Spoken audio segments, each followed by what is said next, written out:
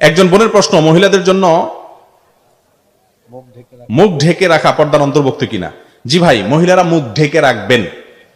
মুখ যদি বাঁধতে অসুবিধা হয় কিন্তু কাপড় ঢেকে রাখবেন, কাপড় দিয়ে টেনে দিবেন। আল্লাহ রাব্বুল আলামিন মেয়েদেরকে কোরআনে কারীমে বলেছেন ইউদনিনা আলাইহিন্না মিন জালাবিবিহিন্না, মাথার উপরের কাপড়কে জলবাব বলা হয়।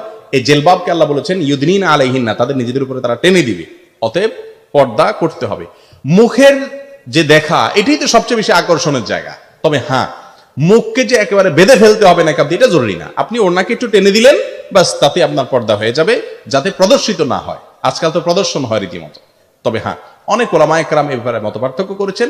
কিন্তু এই যুগে যেখানে পশু পাখি পর্যন্ত নিরাপদ না, 6 বছরের মেয়ে নিরাপদ না, 70-80 বছরের বৃদ্ধা নিরাপদ না, সেখানে একজন যুবতী মেয়ে নিজের মুখমণ্ডলকে খোলা রাখবেন এবং সমস্ত আল্লাহ তো বলেছেন ওয়ালা ইয়াবদিনা জিনাতাহুন্না, সৌন্দর্য প্রকাশ করবে না। সকল সৌন্দর্য কোথায় থাকে?